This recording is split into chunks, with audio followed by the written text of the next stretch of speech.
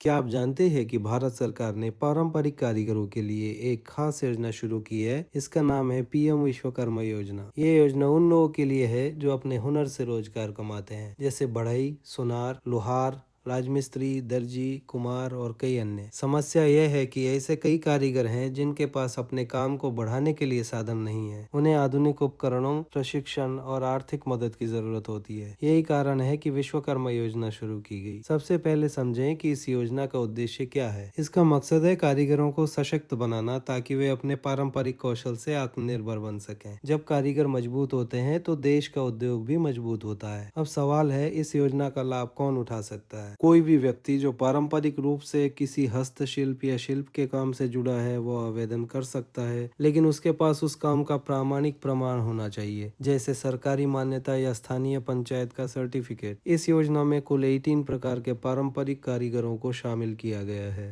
उदाहरण के लिए बढ़ई, लोहार, सुनार, कुम्हार, राजमिस्त्री, नाई, दर्जी, हथकरघा बुनकर, टोकरा बुनने वाला, मोची, नाव बनाने वाला, ताला बनाने वाला और अन्य कई। अब आते हैं आवेदन की प्रक्रिया पर। आवेदन के लिए अपने नज़दीकी कॉमन सर्विस सेंटर यानी सीएससी पर जाएं। आधार प्रमाणीकरण के बाद ऑनलाइन आवेदन भरकर आवश्यक दस्तावेज जमा करें। वहां पर अप्लाई नाउ का विकल्प चुनें। फिर उम्मीदवार को अपने आधार नंबर और मोबाइल नंबर से रजिस्टर करना होगा। इसके बाद आवेदन फॉर्म खुलेगा, जिसमें नाम, पता, व्यवसाय और कौशल से जुड़ी जानकारी भरनी होगी। आवेदन करते समय कुछ जरूरी दस्तावेज लगाना अनिवार्य है, जैसे आधार कार्ड, बैंक पासबुक, व्यवसाय का प्रमाण और पासपोर्ट साइज फोटो। जब आवेदन सबमिट हो जाएगा तो स्थानीय निकाय या जिला अधिकारी द्वारा उसका सत्यापन किया जाएगा। यदि सब कुछ सही पाया गया तो आपका नाम सूची में शामिल कर दिया जाएगा। सत्यापन के बाद लाभार्थी को एक डिजिटल पहचान मिलेगी, जिसे विश्वकर्मा आईडी कहा जाता है। यह आईडी आपके काम की पहचान के रूप में काम करेगी। अब बात करते हैं इस योजना के लाभों की। इस योजना के तहत कारीगरों को प्रशिक्षण दिया जाएगा, ताकि वे आधुनिक तकनीक सीख सकें। प्रशिक्षण पूरा होने पर सरकार की ओर से प्रमाण पत्र भी मिलेगा। जो कारीगर अपना काम आगे बढ़ाना चाहते हैं उन्हें बिना गारंटी के कर्ज भी मिलेगा। पहले चरण में 1 लाख रुपए तक और दूसरे चरण में 2 लाख रुपए तक का ऋण उपलब्ध है। इन ऋणों पर ब्याज दर मात्र 5% रखी गई है। इसके अलावा उपकरण खरीदने के लिए